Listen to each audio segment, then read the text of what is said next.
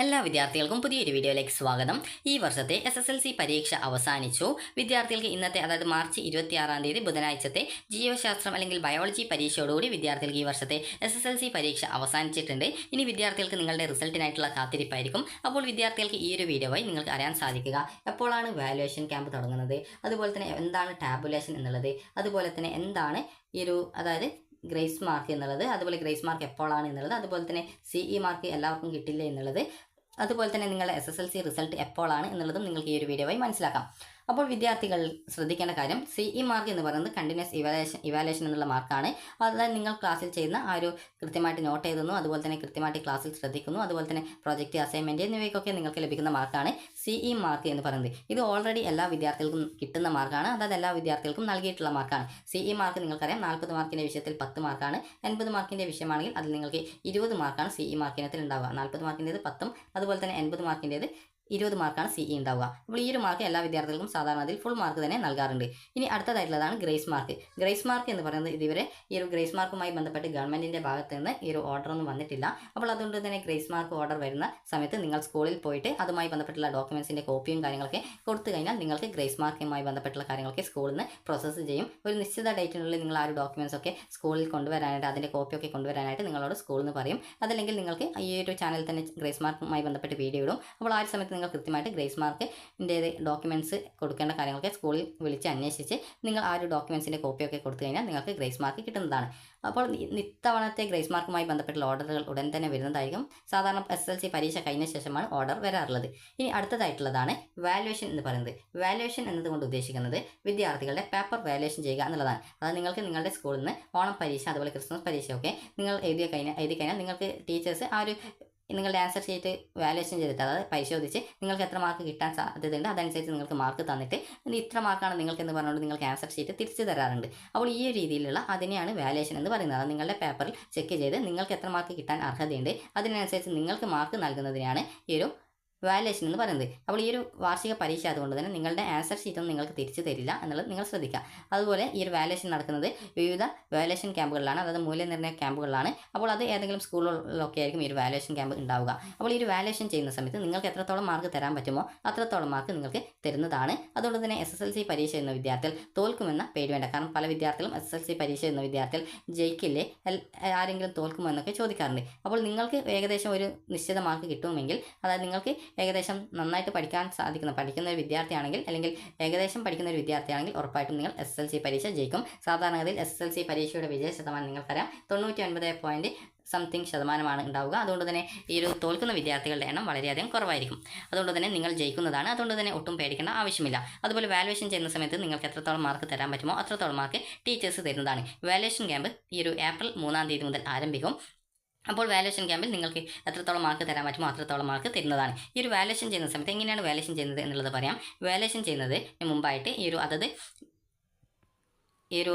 അധ്യാപകർക്ക്, അതായത് വാല്യുവേഷൻ ചെയ്യുന്ന അധ്യാപകർക്ക് ആൻസർ കീ കൊടുക്കും. അതായത് ഇന്ന ക്വസ്റ്റ്യന് ഇന്ന പോയിന്റ്സ് ആൻസറിൽ ഉണ്ട് എങ്കിൽ അവർക്ക് ഇത്ര മാർക്ക് കൊടുക്കാമെന്ന് പറഞ്ഞുകൊണ്ട് ഏതൊക്കെ പോയിന്റ്സിന് എത്ര മാർക്ക് കൊടുക്കാം, അല്ലെങ്കിൽ ഏതൊക്കെ ക്വസ്റ്റ്യൻ നിങ്ങൾ ആൻസർ ചെയ്തിട്ടുണ്ട് അതിൽ ഇന്ന പോയിന്റ് ഉണ്ട് എങ്കിൽ ഇത്ര ഫുൾ മാർക്ക് കൊടുക്കാമെന്നൊക്കെ കൃത്യമായിട്ട് അതുമായി ബന്ധപ്പെട്ട് തീരുമാനിക്കും. അപ്പോൾ അങ്ങനെ തീരുമാനിച്ച ശേഷമാണ് ഈ ഒരു ആൻസർ കീ തയ്യാറാക്കുന്നത്. അങ്ങനെ ആ ഒരു ആൻസർ കീ ഉള്ള ആ ഒരു പോയിന്റ്സ് നിങ്ങളുടെ ഈ ഒരു ബുക്ക്ലെറ്റിൽ, അതായത് നിങ്ങളുടെ ആൻസർ ഷീറ്റിൽ ആ ഒരു ആൻസേഴ്സ് ഉണ്ട് എങ്കിൽ നിങ്ങൾക്ക് ആ ഇത്ര മാർക്ക് കിട്ടും. ചിലപ്പോൾ ഫുൾ മാർക്ക് തന്നെ കിട്ടാനുള്ള സാധ്യതയുമുണ്ട്. അപ്പോൾ അതുകൊണ്ട് തന്നെ നിങ്ങൾക്ക് മാർക്ക് കുറയുമോ എന്നുള്ള കാര്യത്തിൽ ആലോചിച്ച് പേടിക്കേണ്ട ആവശ്യമില്ല. അതുപോലെ തന്നെ വാല്യുവേഷൻ ചെയ്യുന്ന സമയത്ത് നിങ്ങൾക്ക് എത്രത്തോളം മാർക്ക് തരാൻ പറ്റുമോ അത്രത്തോളം മാർക്കാണ് ടീച്ചേഴ്സ് നൽകുക. കാരണം നിങ്ങൾക്ക് എന്തെങ്കിലും മാർക്ക് നിങ്ങൾക്കിപ്പോൾ ഒരു ഉദാഹരണത്തിന് നിങ്ങൾ വാല്യുവേഷൻ ചെയ്ത ശേഷം റിസൾട്ട് വന്ന ശേഷം നിങ്ങൾക്ക് മാർക്ക് കുറവാണ് എന്ന് പറഞ്ഞുകൊണ്ട് കൊടുത്തു കഴിഞ്ഞാൽ നിങ്ങൾക്ക് ഈ ഒരു റീവാല്യുവേഷൻ ശേഷം നിങ്ങൾക്ക് ഗ്രേഡ് കൂടുകയാണെങ്കിൽ നിങ്ങളുടെ പേപ്പർ വാല്യുവേഷൻ ചെയ്തിട്ടുള്ള അധ്യാപകർക്ക് അതുമായി ബന്ധപ്പെട്ട് അച്ചടക്ക നടപടികളും കാര്യങ്ങളൊക്കെ നേരിടേണ്ടതായിട്ടൊക്കെ വരാനുള്ള സാധ്യതയുണ്ട്. അപ്പോൾ അതുകൊണ്ട് തന്നെ സാധാരണ വാല്യുവേഷൻ ചെയ്യുന്ന ടീച്ചേഴ്സ് നിങ്ങൾക്ക് എത്രത്തോളം മാർക്ക് തരാൻ പറ്റുമോ അത്രത്തോളം മാർക്ക് നിങ്ങൾക്ക് തരികയാണ് ചെയ്യുക. കാരണം പിന്നീട് അതൊരു ബുദ്ധിമുട്ടാവണ്ട എന്നുള്ള രീതിയിൽ നിങ്ങൾക്ക് നല്ലൊരു മാർക്ക് തന്നെ ടീച്ചേഴ്സ് തരുന്നതാണ്. നിങ്ങൾക്ക് തരാൻ പറ്റുമെങ്കിൽ അത്രത്തോളം മാർക്ക് ടീച്ചേഴ്സ് തരുന്നതാണ്. അതുകൊണ്ട് തന്നെ നിങ്ങൾ ഒട്ടും പേടിക്കേണ്ട യാതൊരുവിധ ആവശ്യമില്ല. അതുപോലെ തന്നെ വിദ്യാർത്ഥികളുടെ ഈ ഒരു പേപ്പർ വാല്യുവേഷൻ ചെയ്ത് കഴിഞ്ഞാൽ നിങ്ങളുടെ ആ ഒരു പേപ്പർ വാല്യുവേഷൻ ചെയ്ത ആ ഒരു മാർക്കും കാര്യങ്ങളൊക്കെ എൻ്റർ ചെയ്യും സിസ്റ്റത്തിലേക്ക്. സോഫ്റ്റ്വെയർ ഉണ്ടാകും, ആ സോഫ്റ്റ്വെയറിലേക്ക് എൻ്റർ ചെയ്യുകയാണ് ചെയ്യുക. അതിനുശേഷം വാല്യുവേഷൻ കംപ്ലീറ്റ് ചെയ്ത് കഴിഞ്ഞാൽ നിങ്ങൾക്ക് ഈ ഒരു പേപ്പർ തിരിച്ചു കിട്ടുമോ എന്ന ഒരു ഡൗട്ട് ചില വിദ്യാർത്ഥികൾക്കെങ്കിലും ഉണ്ടാകും. എന്നാൽ SSLC പരീക്ഷയുടെ പേപ്പർ നിങ്ങൾക്ക് തിരിച്ചു കിട്ടുന്നതല്ല.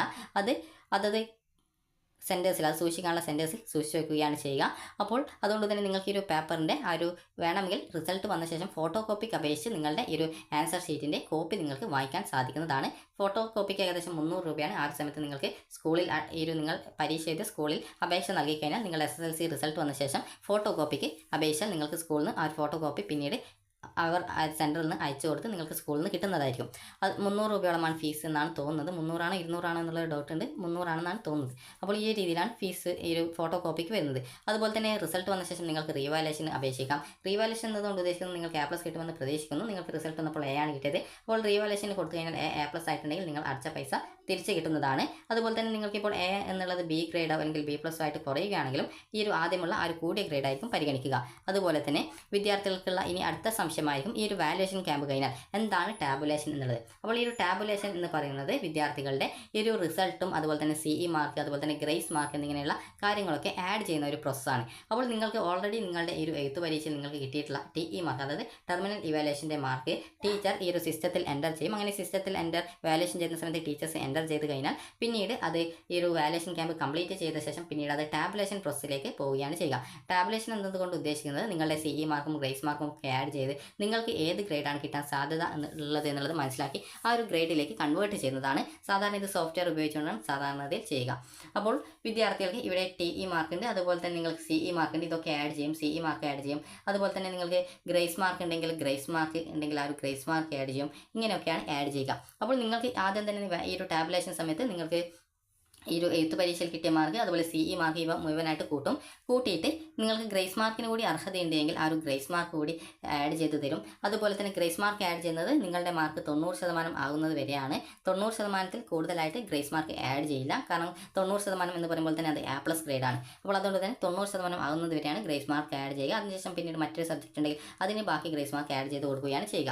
അപ്പോൾ നിങ്ങൾക്ക് ഈ ഒരു ടാബുലേഷൻ സമയത്ത് നിങ്ങൾക്ക് ഇപ്പോൾ ഒരു ഉദാഹരണത്തിന് നിങ്ങൾക്ക് 40 മാർക്കിൻ്റെ വിഷയത്തിൽ 10 മാർക്ക് CE ഉൾപ്പെടെ 50 മാർക്കുള്ളത്. എന്നാൽ 10 മാർക്ക് നിങ്ങൾക്ക് CE കിട്ടിയിട്ടുണ്ട്. എന്നാൽ നിങ്ങൾക്ക് 4 മാർക്കേ പരീക്ഷയിൽ കിട്ടിയിട്ടുള്ളൂ എന്ന് കരുതുക. അപ്പോൾ അങ്ങനെയെങ്കിൽ ടോട്ടൽ 14 മാർക്കുള്ള 1 മാർക്കിൻ്റെ കുറവുണ്ടാവും. അപ്പോൾ ടാബുലേഷൻ സമയത്ത് ഒരു ടാബുലേഷൻ ചെയ്യുന്ന അധ്യാപകർ നിങ്ങൾക്ക് ഒരു 5 മാർക്ക് അതായത് 1 മാർക്ക് കൂടി എക്സ്ട്രാ നിങ്ങൾക്ക് നിങ്ങളുടെ പേപ്പറിൽ ആഡ് ചെയ്ത് തരും.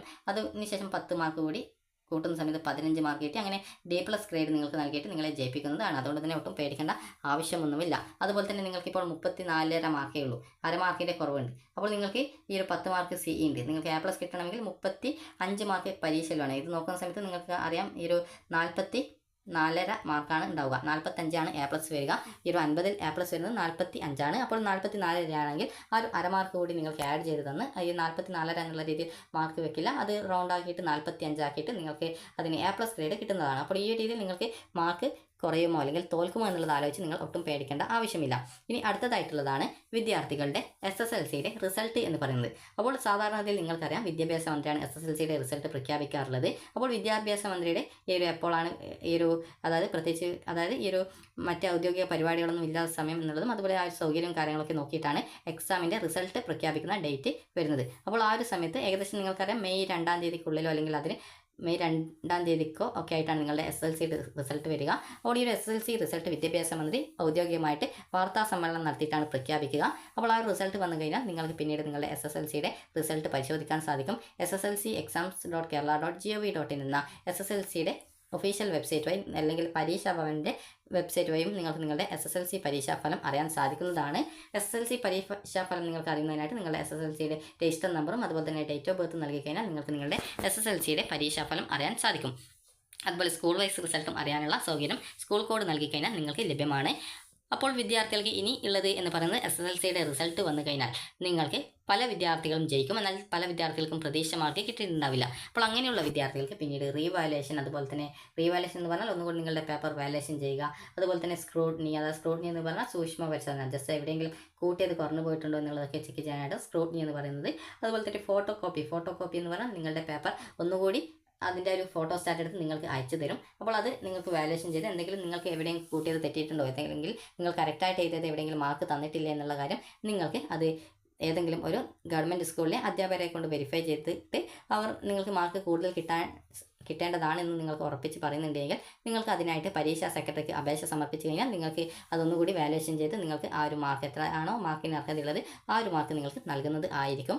അപ്പോൾ നിങ്ങൾക്ക് ഈ രീതിയിലാണ് ഇതിൻ്റെ കാര്യങ്ങളൊക്കെ വരുന്നത്. പിന്നീട് നിങ്ങൾക്ക് SSLC ഫെയിൽഡ് ആയിട്ടുള്ള വിദ്യാർത്ഥികളും SSLC പരീക്ഷ ഫെയിൽഡ് ആയിട്ടുള്ള വിദ്യാർത്ഥികൾക്ക് പിന്നീട് SSLCയുടെ സേ പരീക്ഷയ്ക്ക് അപേക്ഷിക്കാം. സേ പരീക്ഷയ്ക്കുള്ള അപേക്ഷ നിങ്ങൾ നിങ്ങൾ പരീക്ഷ എഴുതിയ സ്കൂളിലാണ് നൽകേണ്ടത്. അപ്പോൾ ആ ഒരു സ്കൂളിൽ നിങ്ങൾ അപേക്ഷ നൽകുക. ഒരു വിഷയത്തിന് 75 രൂപയോളമാണ് ഫീസ് വരുന്നത് എന്നാണ് തോന്നുന്നത്. അപ്പോൾ ഇതിൽ എന്തെങ്കിലും മാറ്റമുണ്ടെങ്കിൽ നിങ്ങളെ അറിയിക്കും. അപ്പോൾ നിങ്ങൾക്ക് ഈ ഒരു പിന്നീട് SSLCയുടെ സേ പരീക്ഷ എഴുതാം. 3 വിഷയമാണ് SSLCയുടെ സേ പരീക്ഷ എഴുതാൻ സാധിക്കുക.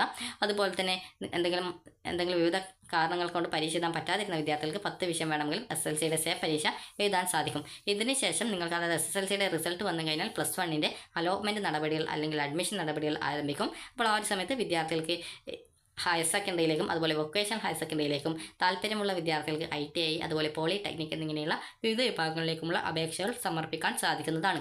അപ്പോൾ വിദ്യാർത്ഥികൾക്ക് ഈ ഒരു വീഡിയോ ഉപകാരപ്രദമായിട്ടുണ്ടെന്ന് കരുതുന്നു. ഉപകാരപ്രദമായിട്ടുണ്ടെങ്കിൽ ലൈക്ക് ചെയ്യുക, ഷെയർ ചെയ്യുക. താങ്ക്